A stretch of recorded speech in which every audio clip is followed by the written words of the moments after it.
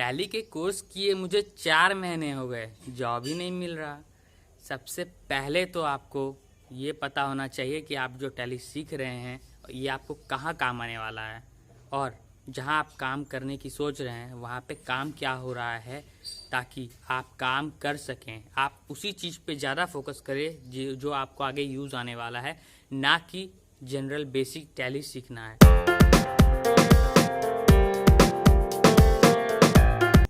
तो गाइस, आज मैं आप लोगों को जो बताने वाला हूँ, आप इस वीडियो को देखकर अगर इस वीडियो को फॉलो करते हैं तो आप निश्चित ही 8 से 10 हज़ार रुपये, 12 हज़ार रुपये कमाने के लायक बन जाएंगे, ताकि आप अपने स्टूडेंट लाइफ के खर्चे को आराम से बियर कर सकें।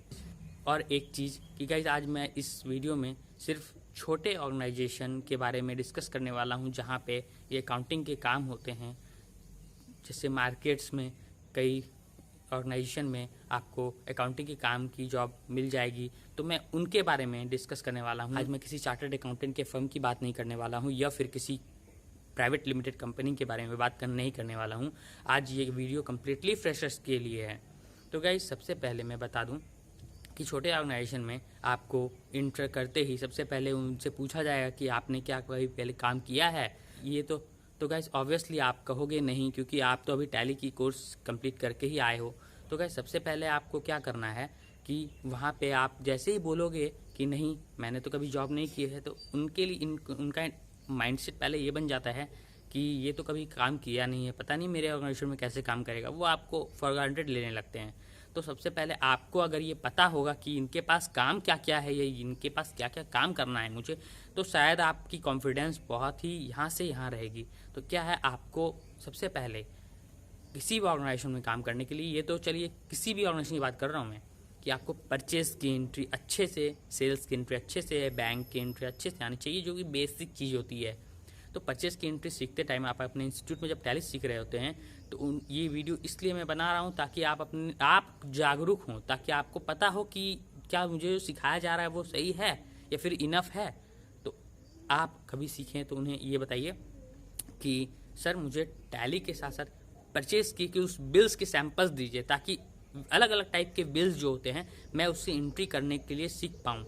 जैसे कि क्या है, कई तरह की बिल्स होती है, अलग अलग सॉफ्टवेयर से बिल जनरेट होते हैं। तो अगर आपको उसकी नॉलेज होगी तो ज़्यादा अच्छा रहेगा। 2-4 बिल देखे हुए रहेंगे ना तो अच्छा रहता है। सिर्फ पढ़ाई से कुछ नहीं होता है, प्रैक्टिकल नॉलेज आपको थोड़ी थोड़ी सी मिल जाए, थोड़ी सी।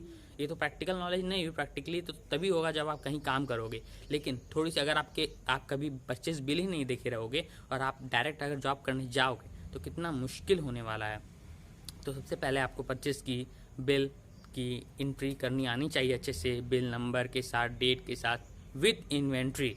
बहुत बड़ा फैक्टर है विथ इन्वेंट्री। मैक्सिमम ऑर्गेनाइजेशन में आजकल इन्वेंट्री कंपलसरी हो गया है।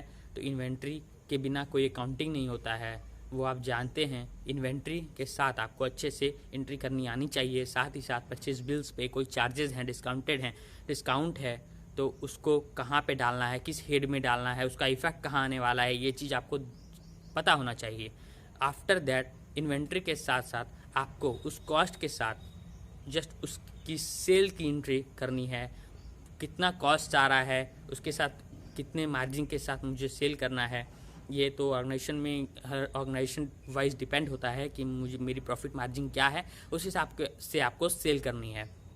तो ये चीज़ को देखना होता है। प्लस क्या है कि अगर मेरा गुड्स परचेज हो रहा है तो उस पर फ्रेट लगता है, फ्रेट की एंट्री आनी चाहिए।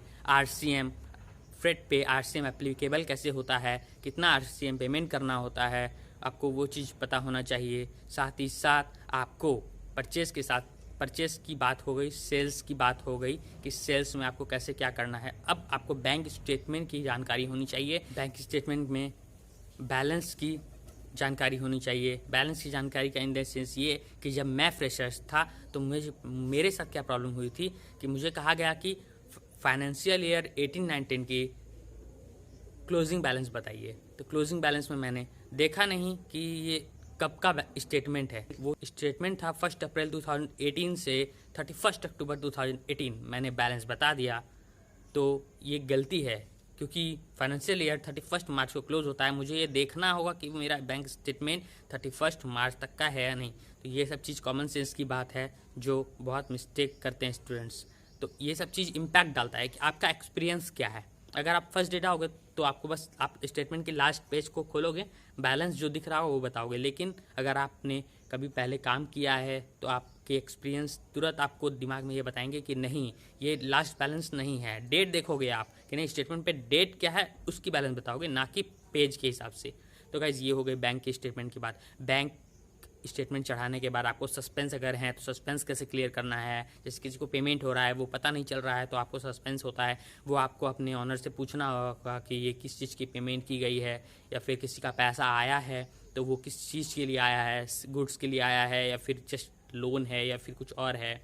प्लस आपको टीडीएस की नॉलेज होनी चाहिए कि टीडीएस किस किस चीज़ पे टीडीएस कटता है। सैलरी पे कटेगा, आपका रेंट पे कटेगा, अपने ट्रांसपोर्टर को अगर आप पेमेंट कर रहे हैं तो उस पर टीडीएस कटेगा, और भी कई चीज़ें हैं जिस पे टीडीएस कटेगा। आपको टीडीएस काट के उसको जमा करवाना होता है। खैर ये जमा तो चार्टर्ड अकाउंटेंट भी करवा देते हैं। अगर आपके पास आप खुद से रिटर्न फाइल नहीं करते हैं तो चार्टर्ड अकाउंटेंट के थ्रू टीडीएस जमा हो जाता है।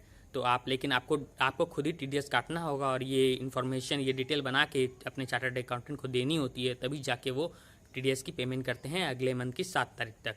तो गाइस ये है। उसके बाद आपको क्या है कि हर मंथ की GSTR 2A मैच करनी होगी। GSTR 2A क्या होता है कि आपके GST के पोर्टल से डाउनलोड की जाती है हर मंथ के लिए, ताकि आपने जो परचेस की इंट्रीज की है वो सारे आपके GSTR 2A में दिख रहे हैं या नहीं, तभी आप जाके उसके ITC क्लेम कर पाओगे। अगर वो वहाँ पे रिफ्लेक्ट नहीं कर रहा होता है तो आपको अपने क्रिएटर्स को इन्फॉर्म करना होगा कि मेरी अब तक क्यों नहीं शो कर रही है, उसके बाद ही आप अपने 3B में ITC क्लेम कर पाते हो। तो ये सब चीज़ें आपको ध्यान रखनी होंगी। उसके बाद आपको ये पता होना चाहिए कि टैली के डेटा को या फिर कोई भी आपके पास सॉफ्टवेयर है उसके डेटा को चार्टर्ड अकाउंटेंट को सेंड कैसे करना होता है। कुछ बेसिक्स एक्सेल्स की नॉलेज होनी कंपलसरी है, चाहे ऑर्गेनाइजेशन छोटा हो या बड़ा। छोटी छोटी चीज़ें होती हैं जो हर चीज़ में काम आती हैं। एक्सेल की नॉलेज होनी चाहिए, वर्ड की नॉलेज होनी चाहिए आपके पास थोड़ी सी। उसके बाद मेल कैसे करते हैं, मेल का रिप्लाई कैसे किया जाता है, ये सब चीज़ की नॉलेज होनी चाहिए। पार्टी लेजर कैसे मिलाया जाता है, इस चीज़ की नॉलेज होनी चाहिए। और जैसे कि और भी कई चीज़ें हैं, ये सब चीज़ अगर आप जानते हैं तो ये आपके लिए बहुत ही बेनिफिशियल होगा। आप अपने इंस्टीट्यूट में जो आपके टीचर हैं उनको कहिए कि कई इंस्टीट्यूट तो खुद ही ये चीज़ आपको सिखाते हैं, लेकिन अगर नहीं सिखा रहे हैं तो आप खुद अवेयर होइए और आप उनको बोलिए कि सर मुझे ये आप सिखाओ। इससे क्या होगा ना कि आप फर्स्ट डे जो मैं बता रहा हूँ आपको, अगर ये सब चीज़ आप सीख लेते हो तो फर्स्ट डे से आप वर्किंग हो जाओगे। आपको कोई टेंशन लेने की ज़रूरत नहीं है। इस फ़र्क ही नहीं पड़ता आप पहले कभी काम किए हो या नहीं किए हो, आप उसी दिन से उस ऑर्गेनाइजेशन में फ्लुएंटली काम कर पाओगे।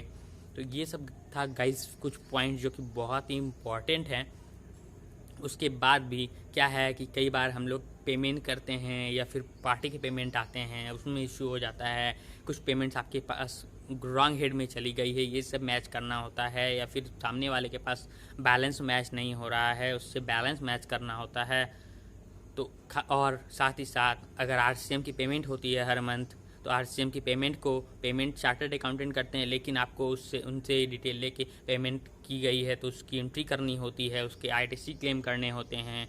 TDS की पेमेंट हो गई है, सिर्फ डिटेल बनाने से नहीं होता। TDS की पेमेंट हुई है तो TDS की पेमेंट को चढ़ाइए आप, पहले पेबल को स्टैंड कीजिए, उसके बाद आप पेमेंट दिखाइए। उसी तरह से अपने एम्प्लॉयज़ की सैलरी, बाकी एक्सपेंसेस की एंट्री, ये सब आप सीख लीजिए। इसके बाद क्या है कि आप बहुत अच्छे से अकाउंटिंग का काम कर पाएँ। तो गाइस होप कि आपको बहुत हद तक कुछ समझ में आया होगा कि मैं क्या कहना चाह रहा हूँ। ओके, तो इस वीडियो को यहीं पे एंड करते हैं। Thank you.